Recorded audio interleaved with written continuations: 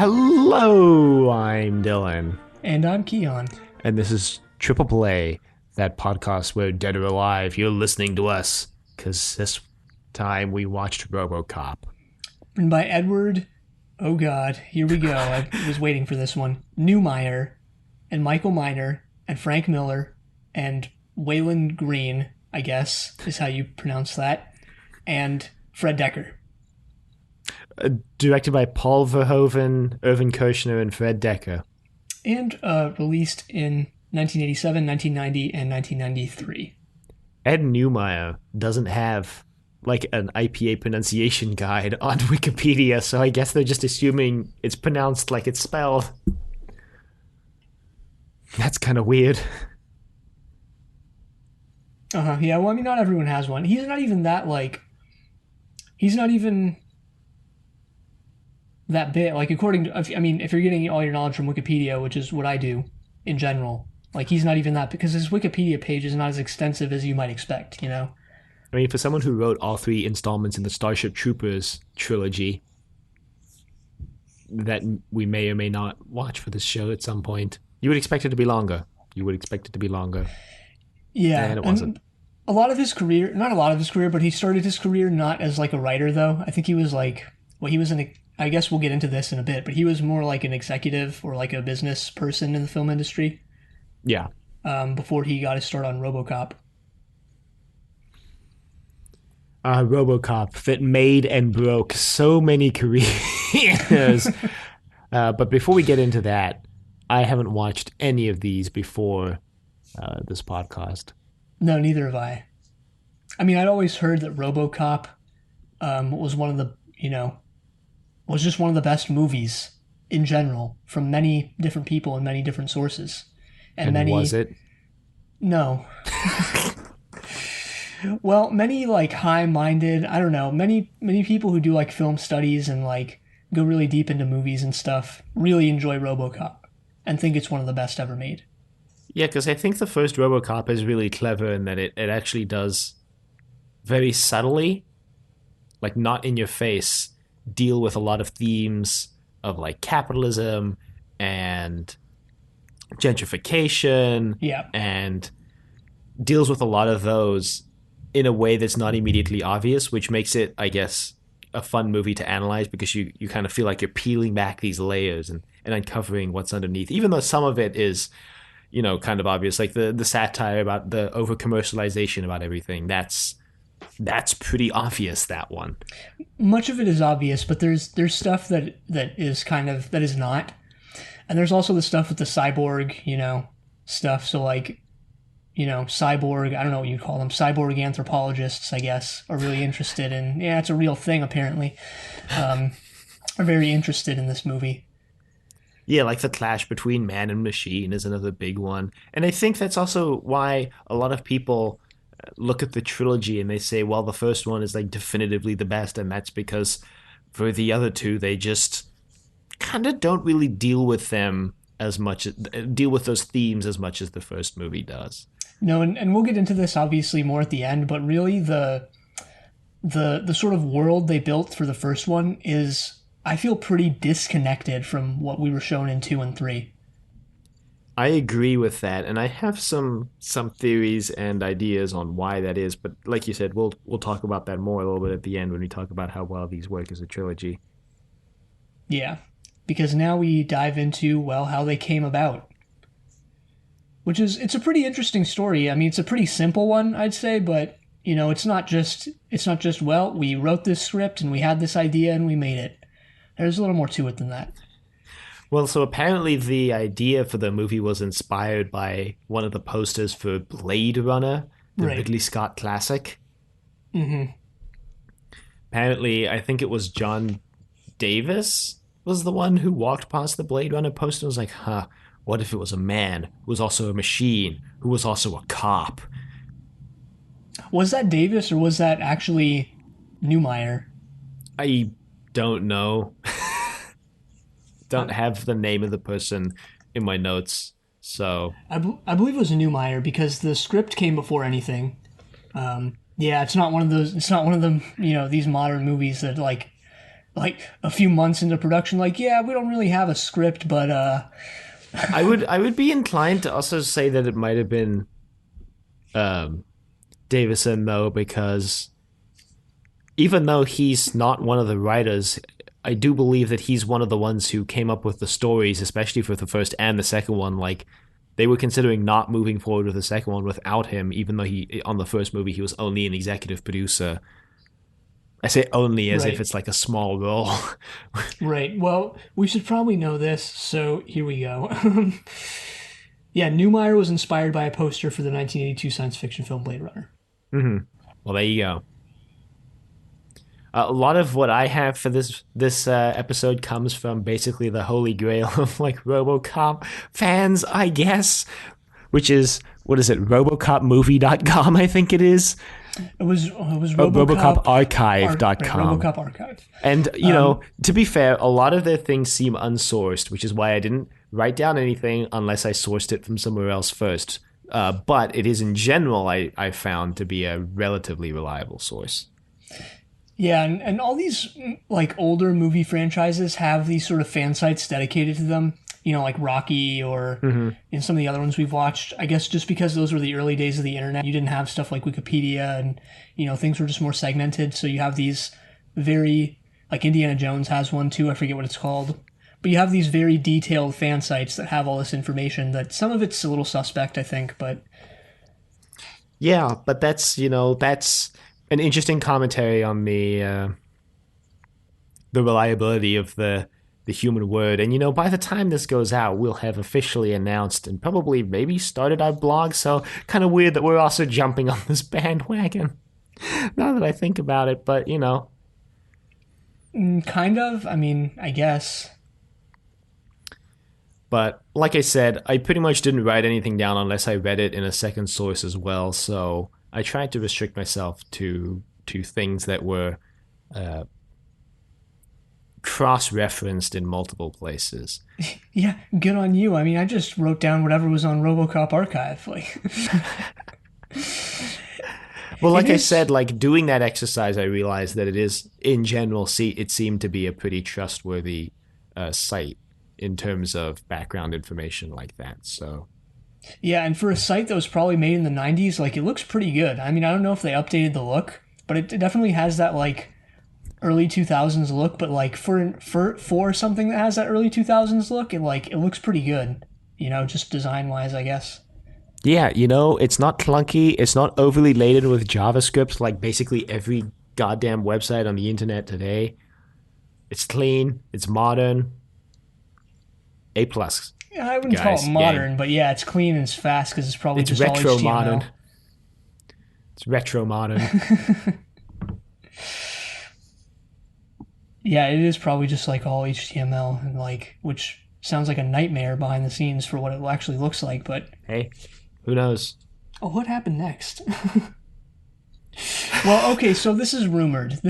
I couldn't find any source that said that this actually happened. All the sources I found said that this was a rumor, right? That Newmeyer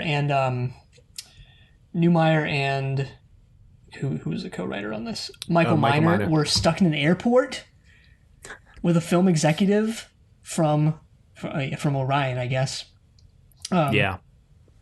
and that's where they pitched RoboCop. Yeah, I read that they basically like wore him down and he was like, all right, fine. That's a story for much of what happened because even when have you pronounced his name Verhoeven. It's literally just Verhoeven. It's not as complicated as you might think. well, when he was brought on at first he was like no no no no no I don't want to do RoboCop, it's stupid, it looks dumb, and then I guess his wife literally fished the script out of the trash and was like, you got to do this. I guess it's actually technically Verhoeven, but anyway. Yeah. She grabbed it out of his trash can and was like, you can't just not do this. Well, apparently, so Verhoeven apparently was quite a well-known director in, I want to say it was Norway. Yeah, he was Netherlands, sorry, he's the Dutch, Netherlands. yeah. It was with an N. Yeah, he was Dutch. The Netherlands. He was, so he had been trying to break into Hollywood for a while, and he did one movie before this, and it wasn't a big hit. But he had been known for his like satire in the Netherlands, and they wanted some of that on Robocop, which is why they hired him or tried to hire him, only for his wife to be like, "You can't just throw this away. It's a good script. It's got good ideas." Uh, they did apparently like mostly rewrite the movie from that first script. I read after that because yeah, it was. I mean, Verhoeven basically did get like the rough draft of the movie. Yeah, there's some wild rewrites that went on in this franchise, especially for two. I don't know if you saw how much they rewrote two, but the Oh original. yeah, two is wild.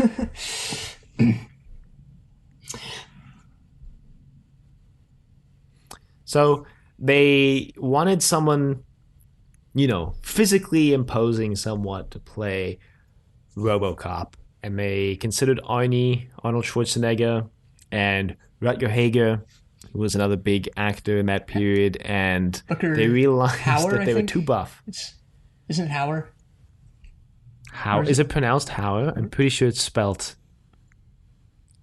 Hager though, unless I just wrote it down wrong in my notes, which is entirely a possibility. Oh yeah, I God, that was the misspelled it in image my they chose notes. for him on Wikipedia. Okay, whatever. Yeah, it's Hauer. Yeah, Um, who was in who completely. was in Blade Thanks, right? Who autocorrect. was in Blade Runner, right? Yeah, I believe so. Yes, he was. So apparently they were too buff for the armor, so they cast Weller, uh, Peter Weller. Peter Yep. Weller. The armor would go on to cause more problems for them. Since we're on the Yeah, topic, it was apparently really hot, it was also like mostly vacuum form plastic, so and the gun holster was not like a part of the. It wasn't a part of the costume. I don't really understand. I didn't understand how this worked, but they operated it via wires. Like that wasn't built into the costume. And again, I don't really understand what that means or how that worked, but apparently it was a it nightmare was to probably operate. just like a special effect, like the rest of it. Yeah, I mean it was. That's what it was. But yeah, I mean all around just sounds like a nightmare. And I mean, Weller had to apparently train with a professional mime to get the movements down while in Hmm. the costume. So yeah, I mean, just sounds like an all-around nightmare to work with. Not the mime, the costume. Well, he apparently like trained for months on end to get the motion of RoboCop to be the right balance between And robotic cop. and yeah, exactly, Right. between robot Mm-hmm. and cop.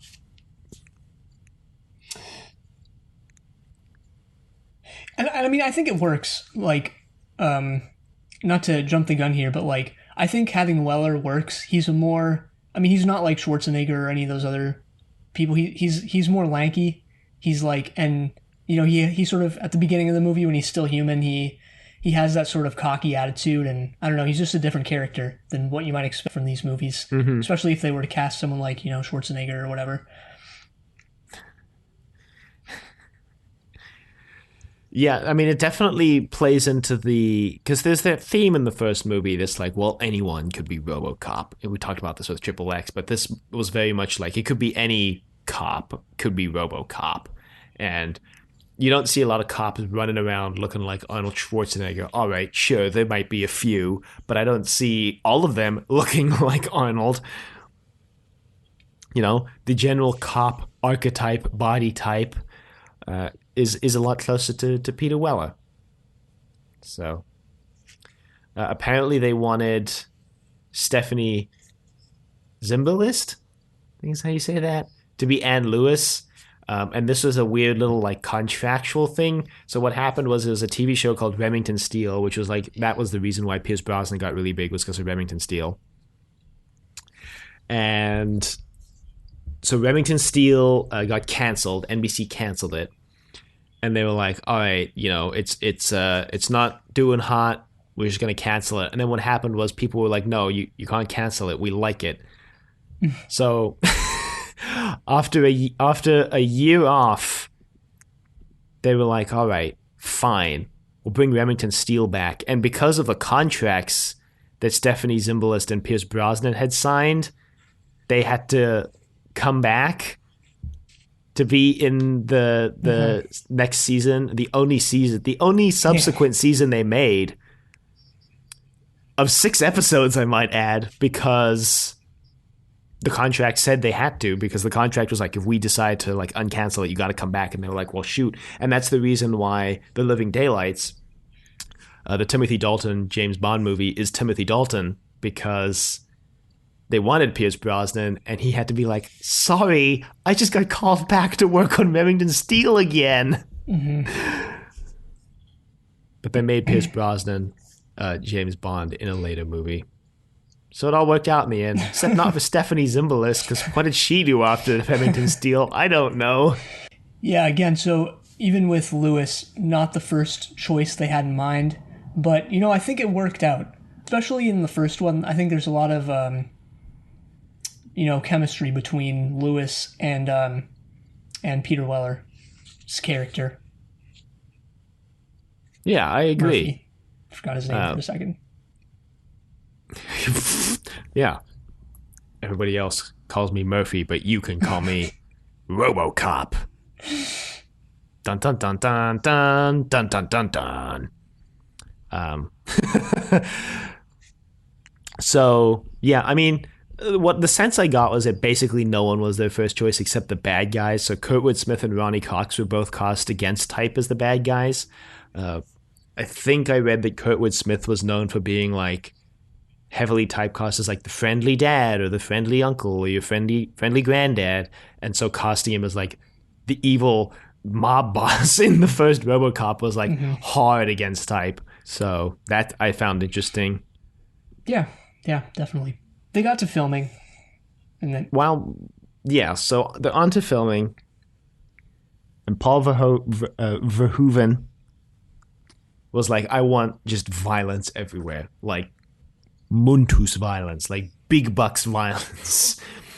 And the MPAA was like, well, no. Apparently they submitted this movie 11 times before it got an R rating. Because it was, what's it, NC-17? Or an X.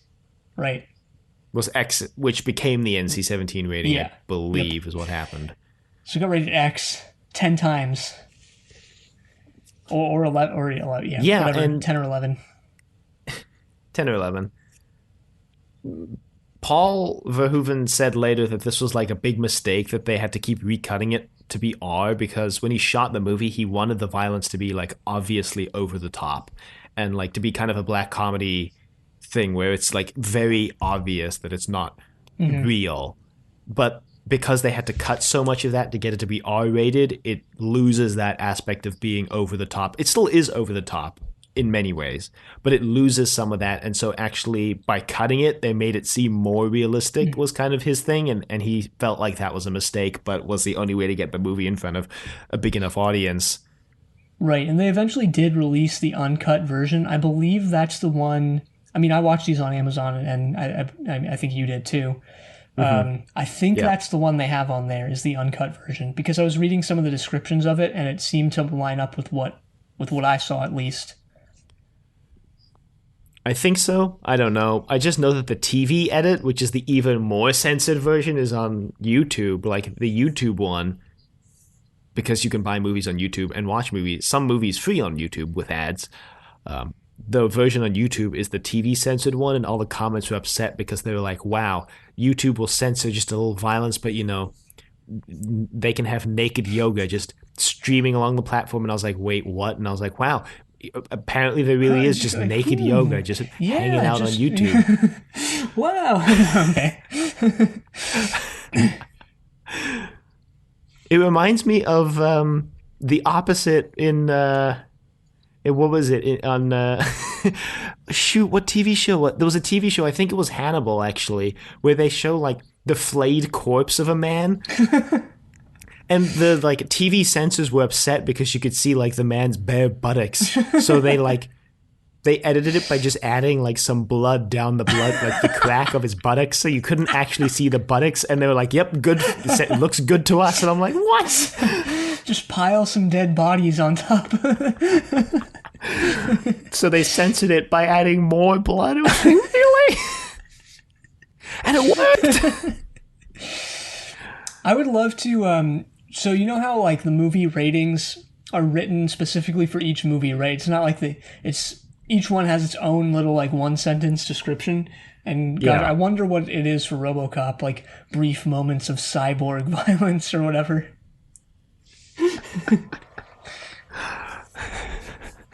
Well, also like Murphy gets his limbs shot off. Right, that was the thing. That was the one that made me go like, well, we probably watched the uncut version because apparently in the censored version that they released to get the R rating, or the cut version rather, you don't actually see his arm getting shot off. You apparently it's not clear what happens, and then in the next time you see him, he just doesn't have an arm. But I believe in the one they have on Amazon, you do actually just see it get shot off on screen. Yeah, you pretty much see it.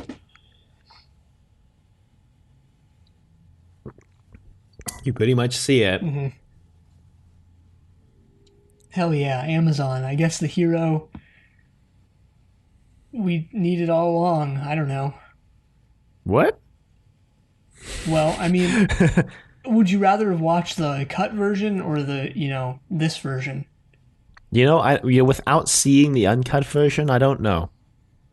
I don't either, but I guess I don't know. I think I would rather have watched the one that we did watch. Sure. Sure. I mean, look, if it's between a lot of gratuitous violence and like a little bit less gratuitous violence, I'll choose the more violent one. Why not? Oh, also, here's another fun little fact for you all. Fun little tidbit. Part of the reason also why they cast Paul Weller was because his face was very mannequin-esque.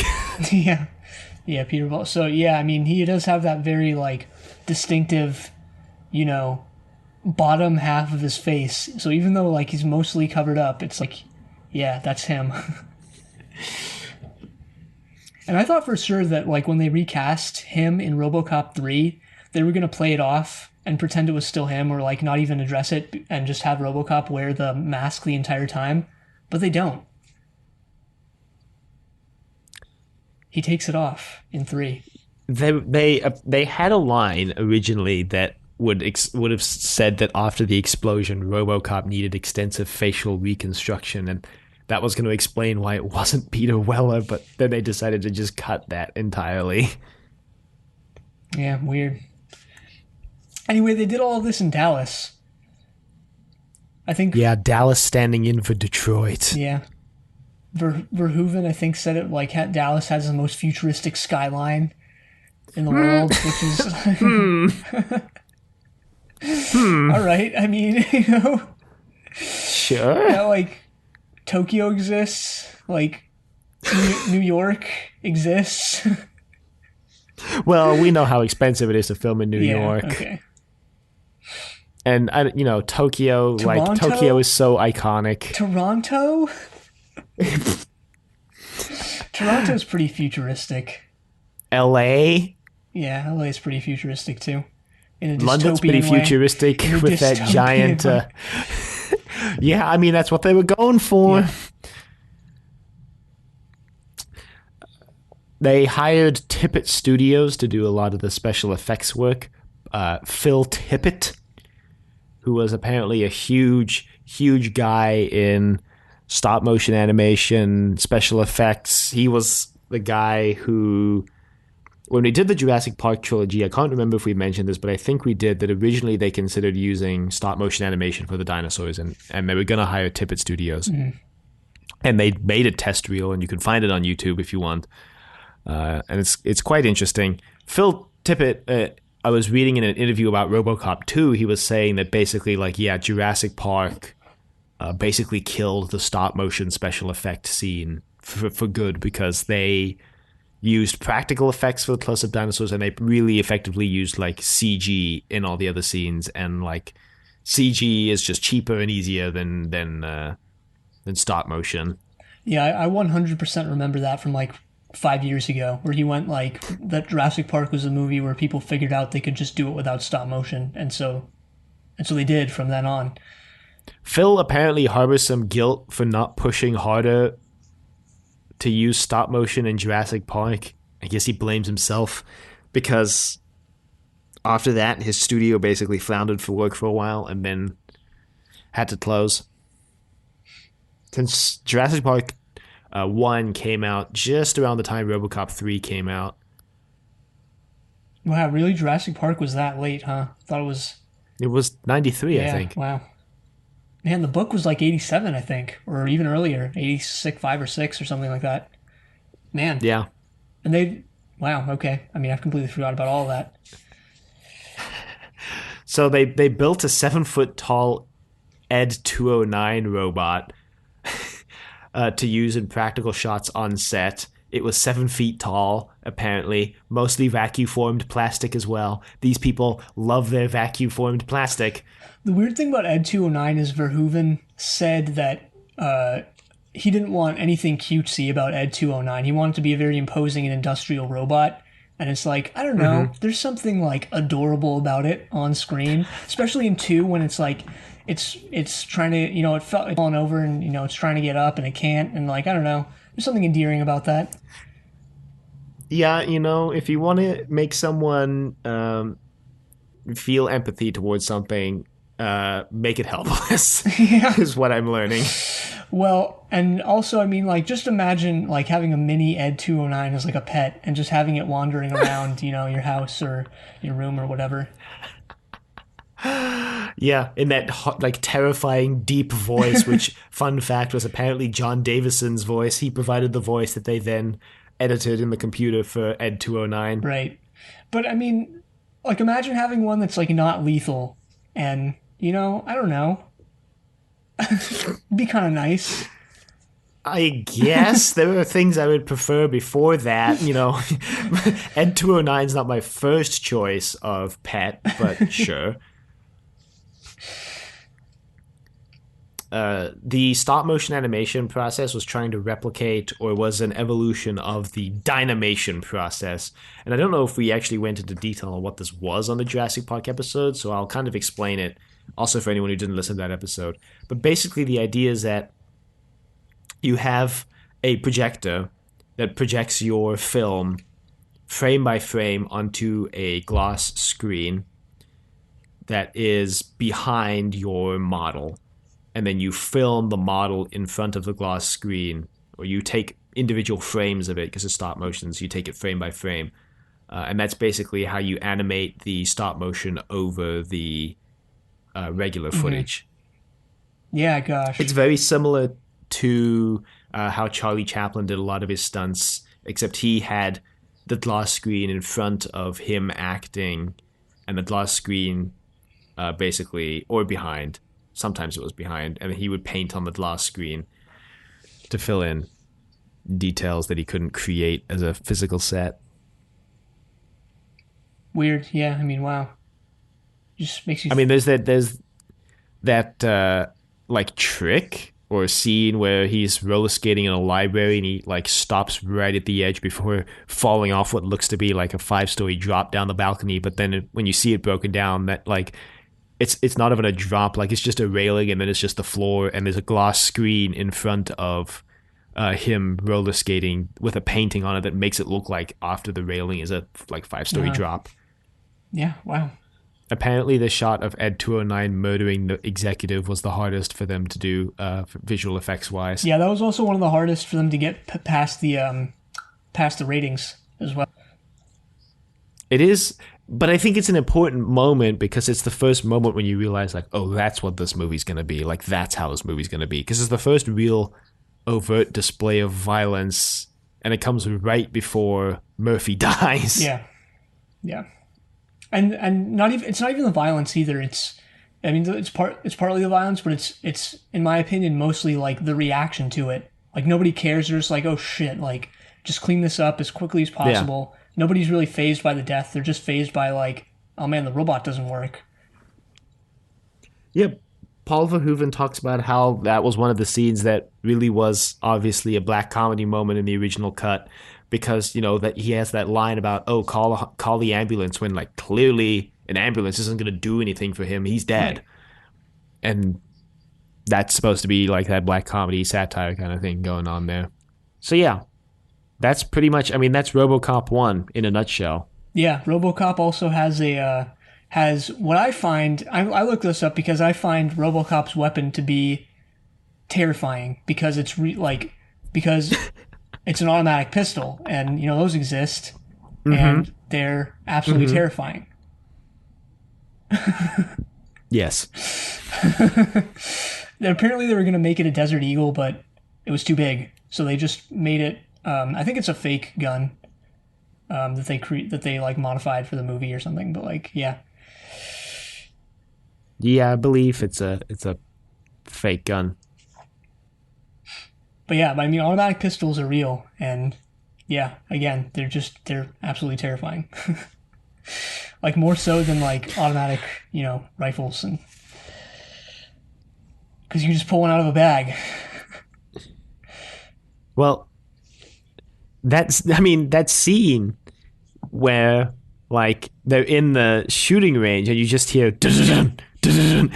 from like downrange and you turn and it's just RoboCop like murdering the target.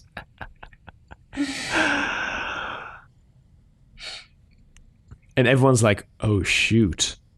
Oh shoot." Pun intended, right? Like, wow. Yeah, exactly. Well, it came out and it was a big hit with kids. Weirdly, because it was rated R.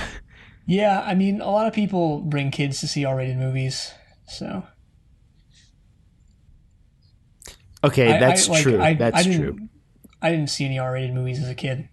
Like when I was, yeah, I mean, as like a young kid. I mean, I watched movies in the theaters Yeah, I with don't like think I my saw mom any and other. stuff, but none of them were. I was never taken to see like an R-rated movie. You never saw RoboCop in theaters? Nah, nah. I Sad. think the first time I probably watched an R-rated movie was probably when I watched The Matrix on TV when I was like 10 or something like that. I don't remember what the first R-rated movie I saw was. I know the first one I saw in theaters was Fury. Man, Isn't that a pretty old movie? no, this is No? about Maybe I'm thinking of something else. 2011, I don't know. 2012, I think. Oh, yeah. Okay, never mind. Probably, maybe, yeah, because I was over 18 at that point, so We weren't over 18 in it 2012. must have been 2014 then. Yeah, 2014. So RoboCop 2 started off on a bad foot because they went to John Davison and they were like, "Yo, do you have any ideas for RoboCop 2?" And he's like, "No, so I'm not going to make RoboCop 2." And you know what? Respect. He was like, "I don't have any ideas, so I don't think we should make RoboCop 2." And they were like, "Yeah, we'll just make it without It's you." like, yeah, but like, look at all this money we got from one, and think of how much more we could get from two. And he's like, "No, I've got no ideas." So they're like, "Well, Also, we'll just hire the writers and have them come up with and something." yeah, which is like a good. I mean, if you're gonna make a sequel and you have no ideas, that's like a pretty sound plan. It's like get the people who made the first one and see if they have any ideas, right? Yep. Also, we should mention that Davison was doing some other movie. I forget what it was. Dick but Tracy. Dick Tracy. He wanted to do Dick Tracy. I don't think he was necessarily like officially signed to Dick Tracy at the time they were making RoboCop 2, but that was like that was planned to be his next project. Yeah. So a script was written by Newmeyer and Miner, same people who wrote the first one. But And apparently, yeah, it just went all in on the like corporations are just the most vile and despicable creation in history. were they wrong? No. Were they not aware of the audience that they were pitching this movie to? Yes. Well, apparently, so they were asked to rewrite this thing, and they were like, okay. So they did, and they went even harder with their like themes and messages. Yeah, I read that the script kind of sucked. And so Davison, all of a sudden, after Dick Tracy got given away, was like, I guess I'm free. And he read the script and was like, hey, we could do something with this. So he joined them and apparently helped them write the next version of the script. And that version of the script was apparently all right.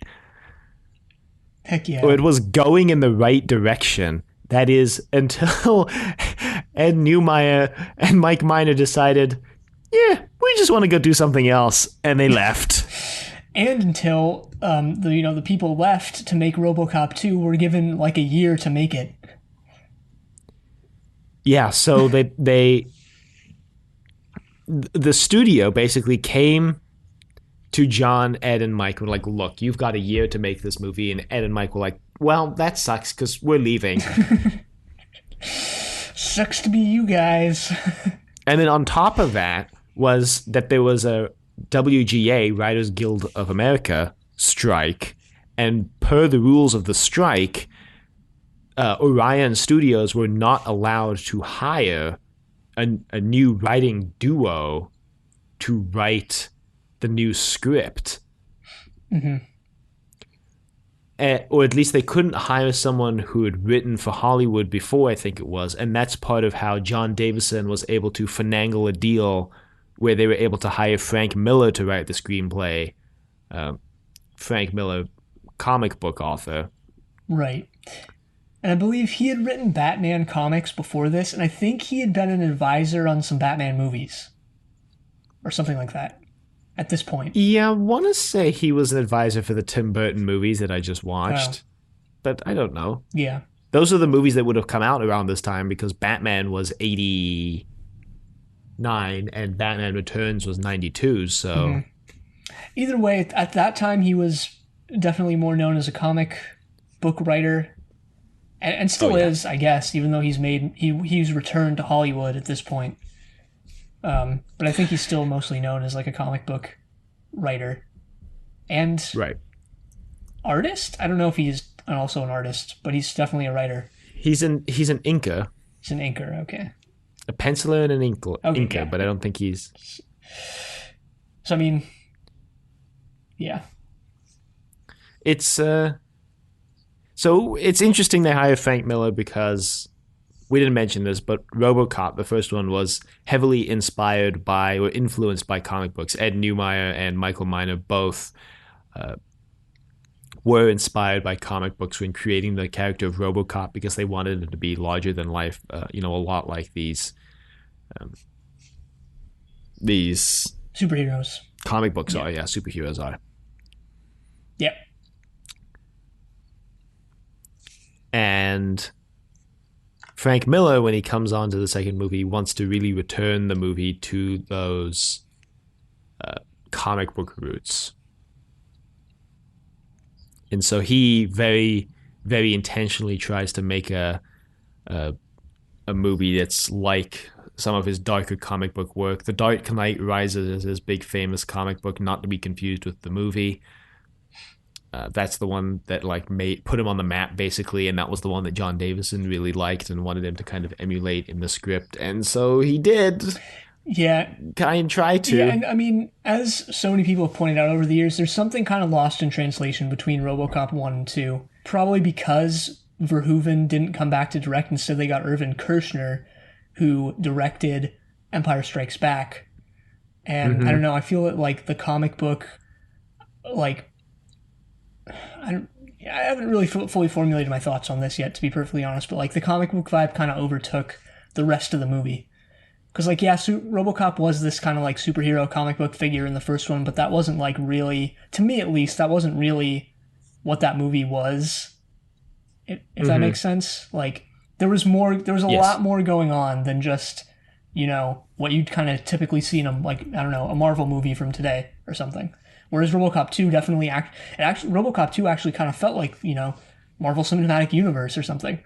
Had that same kind of vibe,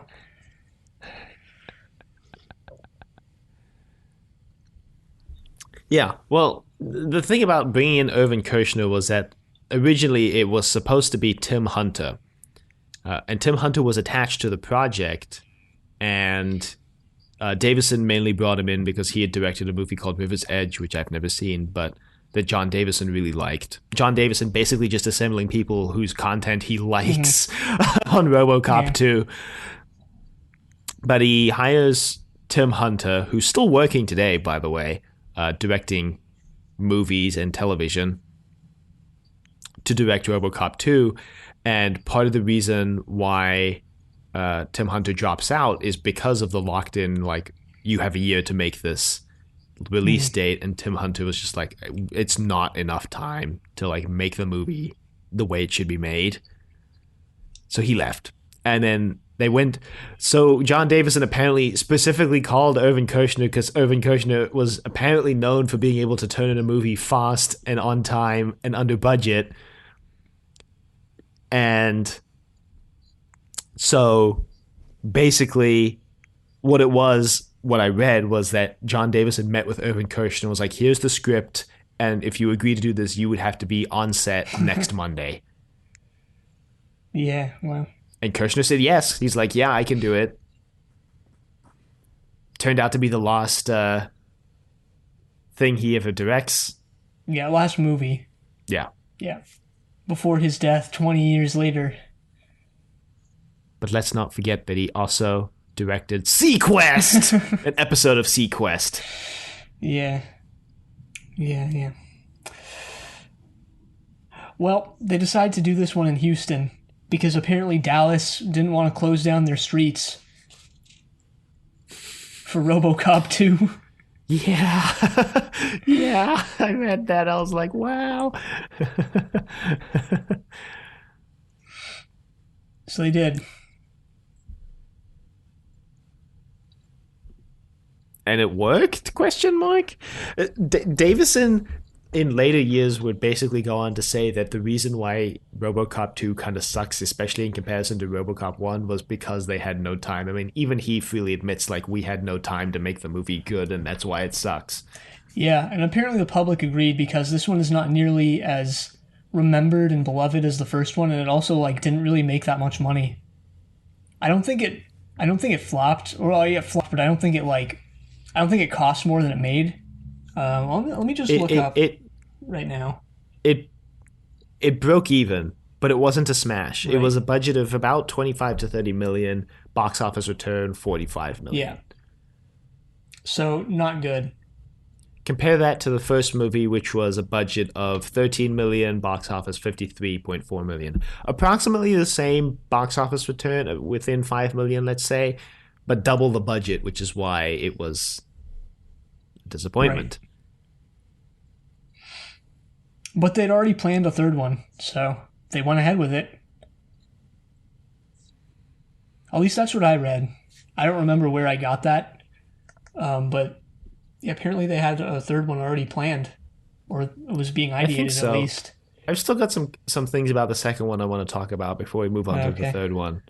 Um, Mainly about the special effects because Phil Tippett seems like a really nice guy actually, and he maintained a YouTube channel, and he has basically it's 4 about 10 minute videos that are basically just like him with a home video recorder roaming the studio, Tippett Studios, while they were making RoboCop 2, and it's pretty cool because you get to see like all of the little models they built and all the full size ones too. And also they talk about like how they go through the process, like how they did. There's a shot where the Kane robot, RoboCop 2, literally shows up, and you see his silhouette, and they talk about how they like backlit the robot to make the silhouette and everything. And it's a pretty cool video. I also read an interview with Phil Tippett, and they talked about how like the failed RoboCops, because just like the most horrifying scene in all three of these movies, in my opinion, is the ones where they're like trying to recreate RoboCop and they just keep killing themselves. Apparently, those failed RoboCops were designed to be like the most terrifying things the special effects guys could think of that you would do to a human. So one of them is like literally just a brain inside a metal body. Um, the other one is like a full body, but you can't move it of your own accord. And that's like the idea behind those failed RoboCops was like, what is the most terrifying thing we can do to a human? Yeah. So the special effects for these movies were groundbreaking and were really good in my opinion. So I definitely recommend people check out. Obviously, we'll have them all in the show notes, but also the little behind the scene videos where Phil Tippett and his gang are just like walking through the studio while they're filming. Yeah, and I can't believe I forgot about this, but there's also another special effects thing that was kind of groundbreaking in this movie. Although I guess it kind of flies under the radar because it's not even as memorable as the Robocop 2 prototypes killing themselves or anything like that. It's the scene at the end where you see Kane's head as a 3D model on Robocop 2. And apparently that there's a huge long article written by some guy who was involved in making that. Or it's actually an interview, which will obviously be in the show notes. But apparently that was like a real time thing and was sort of this like proof of concept thing for this company. They got to make it, which was like, they had this hooked up and and this was a real time, like, facial animation thing, right? It wasn't pre-made. So that was pretty cool, I guess. Little 3D computer graphics thing there. Yeah, I mean, early computer graphics. Yeah, well, that's what they called it. It was a puppeteered CG head. So it wasn't, it wasn't animated It wasn't beforehand. actually computer graphics. Yeah. Yeah. It was done on the spot. Yeah, I mean, that's pretty cool. Yeah, considering like that's still not the norm today. It's starting to be, but you can't just like hook up someone in a mocap suit and well, I think it is kind of the norm now, but it's fairly new, like for being like its widespreadness is new, right? Where you just hook up somebody in a mocap suit and then bam, you have it on your computer.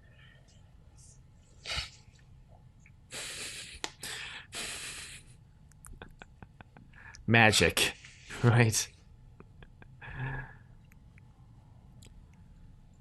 Well, so yeah, Robocop 3. Robocop 3 has kind of a weird story because they made it after Robocop 2, and then Orion went bankrupt, and they had no way to release the movie for 2 years.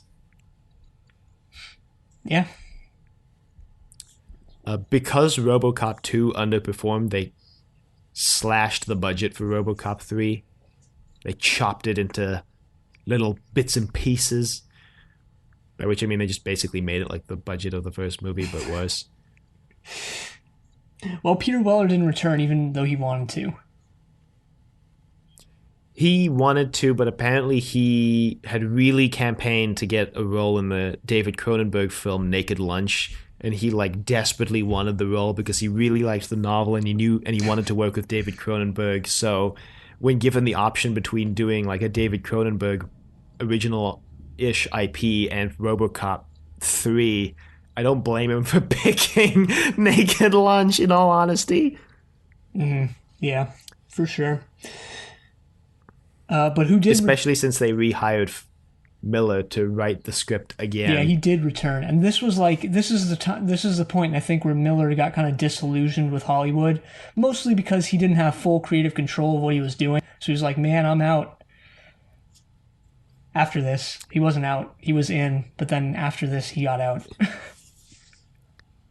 Yeah. So basically, what happened was, he had a bunch of ideas for RoboCop 2. They ended up getting cut a lot in production. Also, I forgot to mention that Tim Hunter came up with the, like, they want to foreclose on the city plot line. Like, that apparently was not Frank Miller. That was Tim Hunter, the first director. So Miller decided, all right, well, since I'm making another RoboCop movie, I'll just try to put all the stuff I wanted to put in RoboCop 2 into RoboCop 3. And then again, they basically killed everything. Mm-hmm. So he didn't take too kindly to that and didn't work on anything Hollywood related for over 10 years after that. Yep. Once again, they changed filming locations. They went to Atlanta for this third one. I don't know why. I couldn't find out a reason why. Probably Detroit was like, we don't actually like it. I don't think they even tried getting Detroit on board for any of the three movies. Well, I read that they filmed parts of 2 in Detroit. Oh, I didn't know that. I think it was. No, no, sorry, not two. One of them they filmed like one or two of the scenes actually in Detroit. Yeah, two Davison wanted to shoot in Detroit, but they wouldn't let him. Probably because they had such a bad uh, rap after the first movie, which makes it out like Detroit is the hellhole of America. So, 3 came out, and one of the big decisions surrounding 3 was to make it more kid friendly, because I guess they realized that Robocop was, mostly enjoyed by kids. mm-hmm. And I mean, there are many things that made 3 bad. I think that's one of them.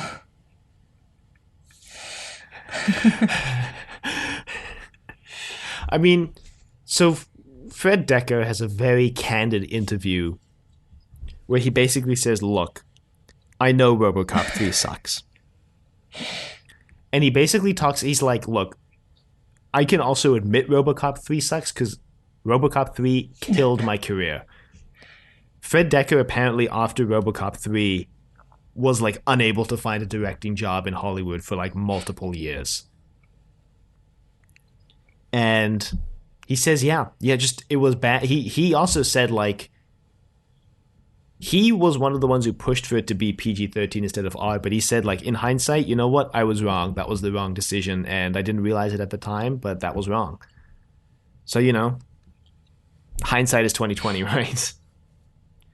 Yeah, I mean, there's plenty more wrong with that movie as well. So, Well, of course, but the editing it down was like the first one I really noticed because I was like, wow, it just doesn't have any of the like character, even of RoboCop 2, which is not a great movie, but so anyway, it came out. I don't even know how that one did. Let's see here. RoboCop 3. Oh yeah, this one was the one that totally bombed. This one made 10.5 million on a budget of 22 million.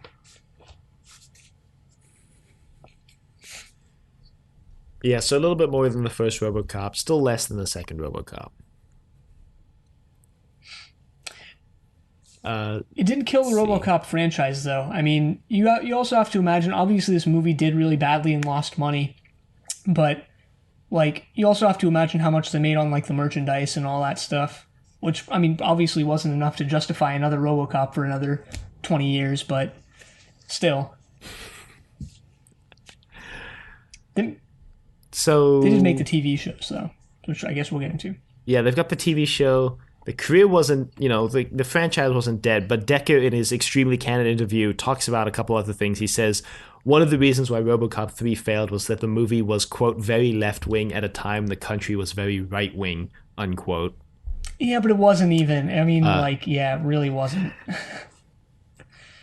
he also said, and I thought this was interesting. John Davison said on RoboCop 2, he's like, we could make 5 of these, we could make 6 of these. Like, it's like James Bond. You can just keep making these. And Decker explicitly said in his interview, he's like, RoboCop is not James Bond. Like, we didn't have Weller. You can't just recast RoboCop like you can James Bond because it just didn't really work. Uh, what's his name? Locke, who played RoboCop in RoboCop 3, apparently trained for like 3 months or 2 months to get the role right. And a lot of people are like, he's just too like mechanical. It's just not the same. Like you can tell it's not the same. Or Burke, sorry, not Locke, Burke. Yeah, that other empiricist. Okay, whatever.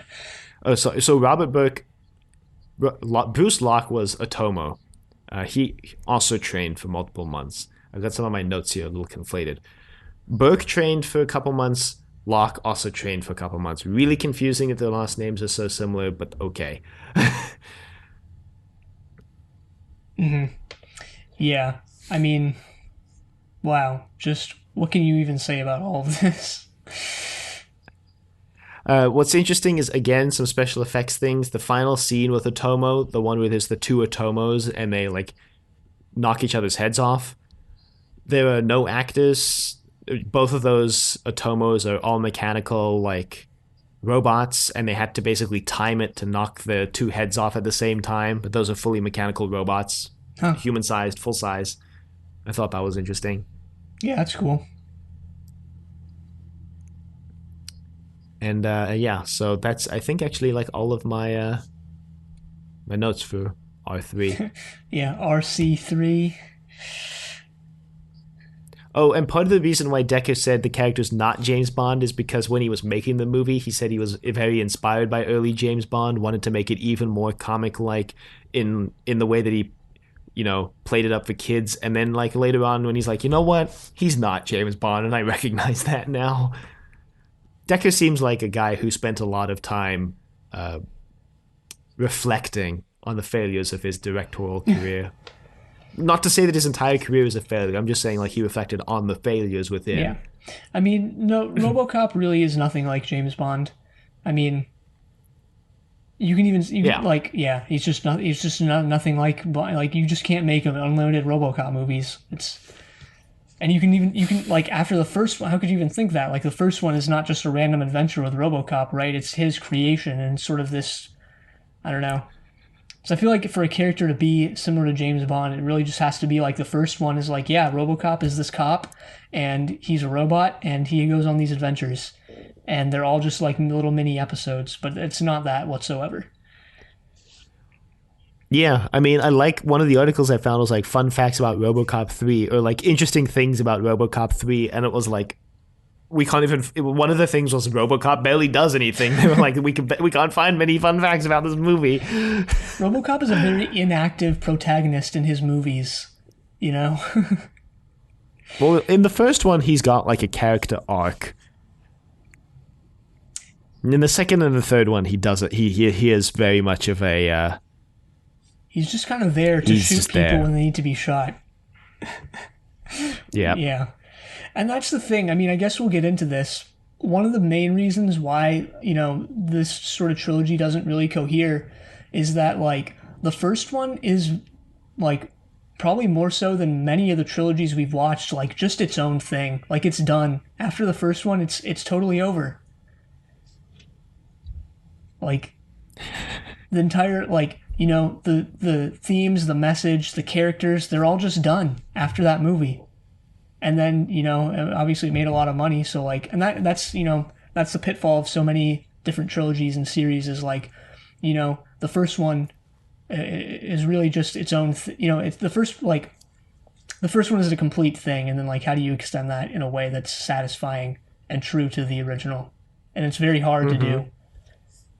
And when you look at it from that perspective, I think RoboCop 2 almost like did an admirable job. It didn't get there, but tried, I guess. The thing about RoboCop 2 is they definitely tried to. I guess we're talking about how well it worked as a trilogy. They definitely tried to take it in a new-ish direction while maintaining a lot of the same themes. But I think part of the reason why it doesn't work is that I think the people who made the second one just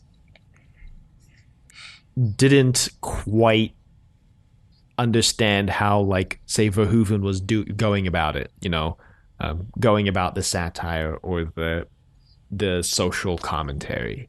And they tried. By God, they tried. And like an example of this is the advertisements and the newsreel scenes that Verhoeven included explicitly as like a commentary on how Americans were getting most of their information from the news now, and how that like influences their belief, and how everything is over commercialized, and how everything has to appeal to the lowest common denominator via television. And you can see that in the advertisements that appear in the first movie, how that's true. But then the second and the third movie do that, and it kind of just seems like they're going through the motions. Like they didn't quite get the point of those scenes in the first movie. Yeah, just kind of doing it because the first one did it, and we're doing another RoboCop, so we have to do it too. Yeah, exactly. And I do think like one of my favorite things about the first RoboCop is how it uses those newsreel scenes to provide exposition or backstory without it feeling forced, which is hard to do. Yeah, true. And I mean, I totally agree that 2 and 3 really did not grasp the world that 1 kind of built, because like I was surprised when I watched this. I didn't expect it to be like this, but 1 almost take like it's a lot of it's so like, especially the villains, are like very much larger than life, over the top. They feel like Mad Max, like it's almost Mad Max like, right? It's like these super like crazy over the Mm-hmm. top characters, but slap that into like near future Detroit.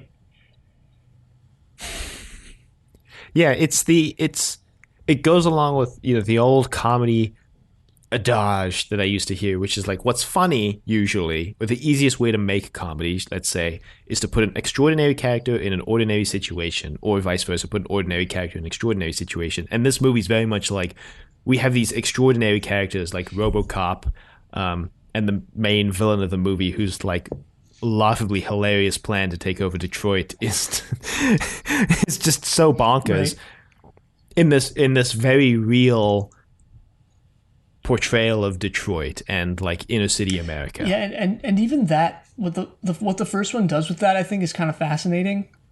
Kind of flies under the radar, and I didn't really even notice it while watching. I only noticed it looking back. Is like the first one is really dystopian, way more than two and three, in the sense that like you Mm-hmm. see the scenes of like whatever the inner city or whatever, and it's totally deserted. It looks bombed out, even like it just looks like a hell zone.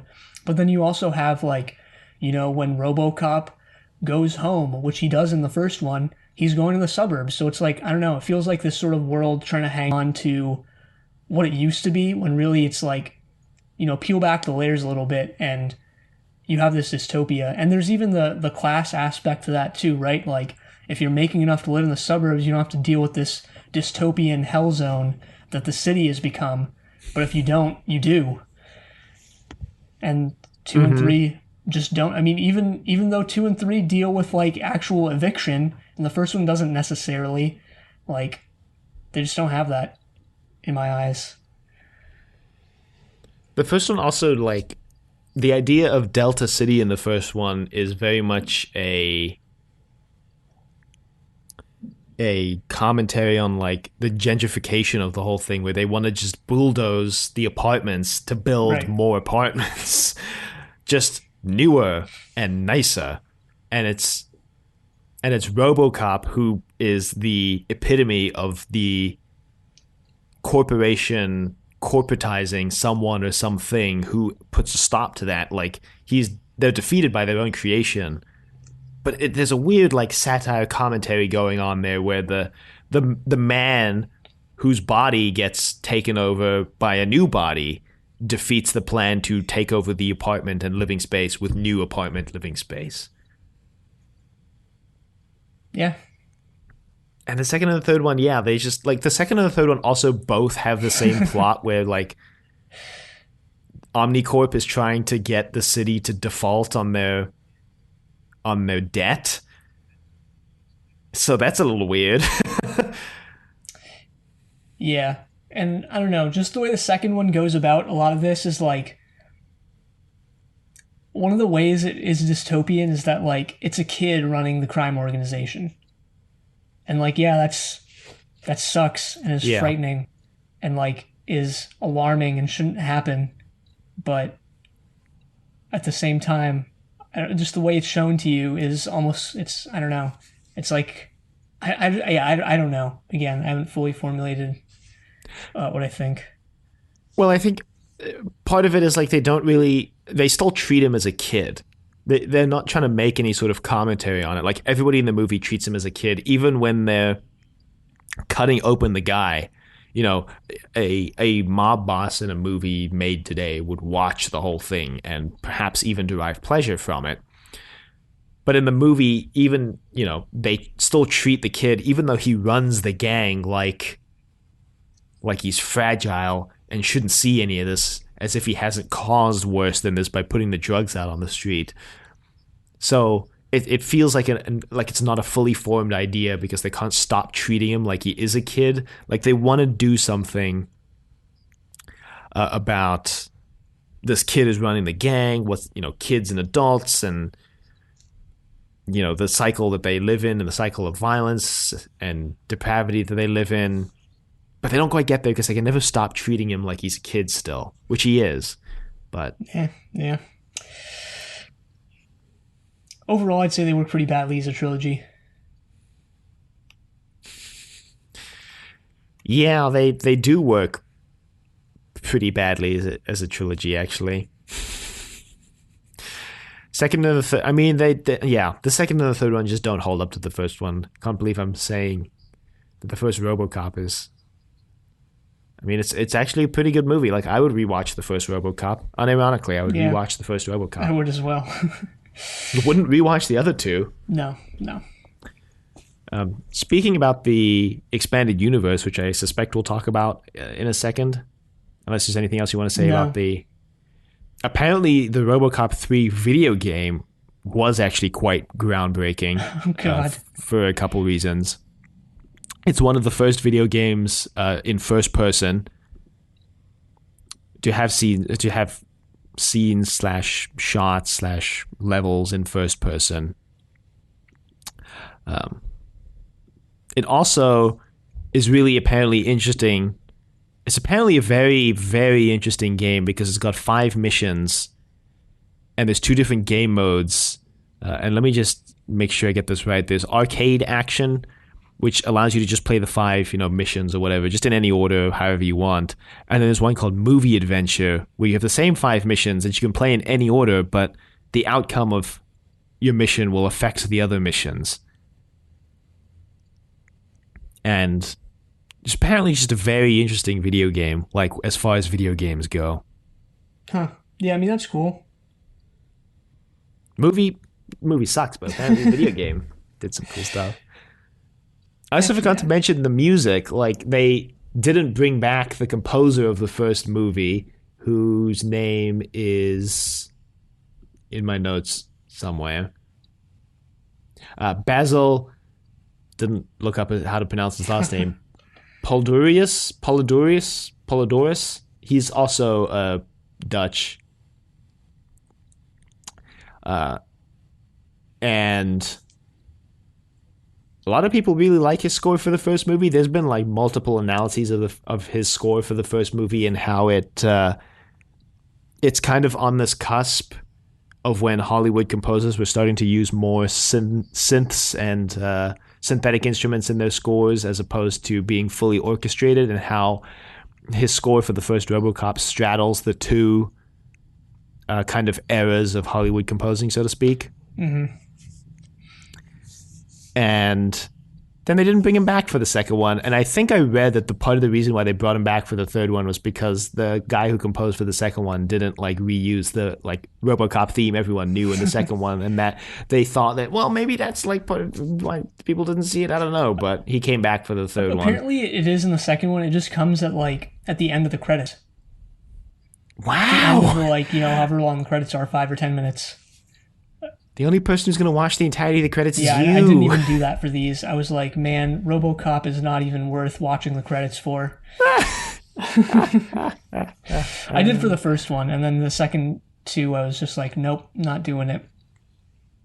Wow. That was according to... Fair, though. I mean, understandable.